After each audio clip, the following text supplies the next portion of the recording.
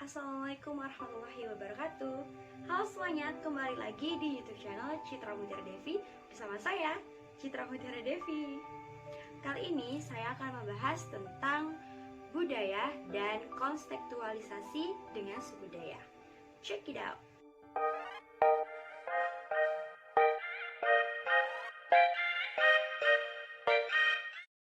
Salah satu unsur lingkungan sosial adalah kebudayaan.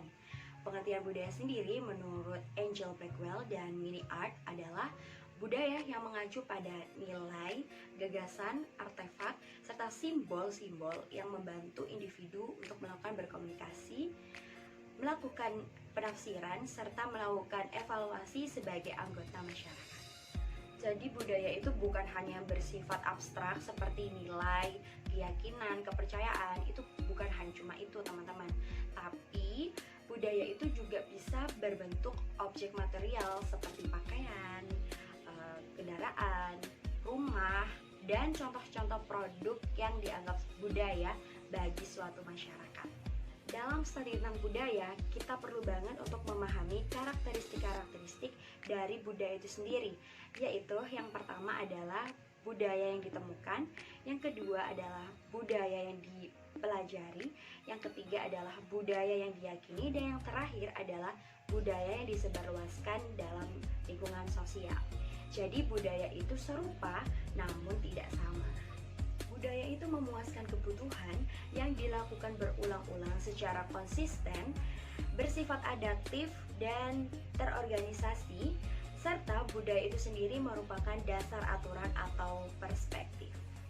Dalam sudut pandang perilaku konsumen, relevansi studi tentang budaya ada dua tahap, yaitu yang pertama, budaya pada masyarakat itu pasti akan bertambah atau berubah, di mana perubahan ini akan membawa dampak pada perilaku anggota masyarakat tersebut dan akan membawa pengaruh pada perilaku mereka sebagai konsumen. Yang kedua, ini untuk produk-produk yang sudah menjangkau di ranah multinasional, di mana masalah perbedaan budaya di setiap negara ini perlu banget untuk dibicarakan, dipahami secara seksama agar komunikasi dan pemasaran produk tersebut disesuaikan atau diadaptasi sesuai dengan budaya setempat. Contohnya adalah produk-produk yang dipasarkan di Jakarta itu belum tentu layak dipasarkan di Surabaya, begitupun sebaliknya. Jadi harus diadaptasi, disesuaikan dengan budaya setempat. Nilai budaya yang berlaku di setiap daerah itu berbeda-beda. Maka dari itu, nilai budaya di suatu negara misalnya itu belum tentu di negara itu berlaku atau bahkan bisa bertolak belakang dengan aturan-aturan atau nilai-nilai yang berlaku di negara lain tersebut. Budaya mempengaruhi konsumen dalam sudut pandang terhadap dirinya dan orang lain. Oleh karena itu, budaya sangat mempengaruhi bagaimana konsumen bereaksi atau berperilaku terhadap produk atau pada inovasi tertentu. Sekarang mari kita bahas tentang subbudaya.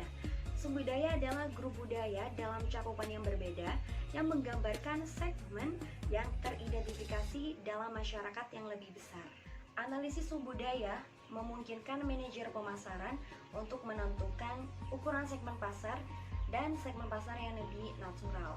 Subbudaya yang perlu diperhatikan adalah subbudaya kewarganegaraan, agama, lokasi geografis, ras, usia, dan jenis kelamin. Selain dari ketujuh hal tersebut, kelas sosial juga termasuk dalam subbudaya karena mempengaruhi perilaku sebagai keanggotaan dari kelas sosial tertentu. Cabang budaya pada suatu masyarakat ditunjukkan oleh adanya kelas sosial, di mana kelas sosial ini ditunjukkan adanya kelompok-kelompok yang secara umum memiliki perbedaan dalam hal pendapatan, lifestyle, dan juga kecenderungan dalam konsumsi.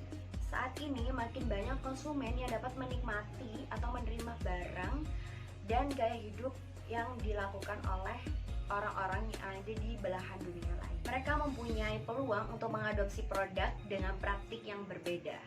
Tingkat penerimaan seseorang terhadap budaya itu juga inisiatif dari konsumen itu sendiri, di mana pengalaman itu juga berpengaruh terhadap mereka yang menerima produk atau barang yang berasal dari negara lain.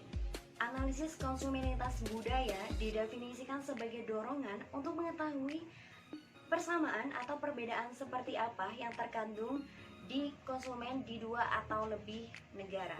Pengaruh lintas budaya dan subbudaya dapat berpengaruh terhadap strategi pemasaran, di mana pada bagian ini kita lebih membahas pada strategi segmentasi dan 4P.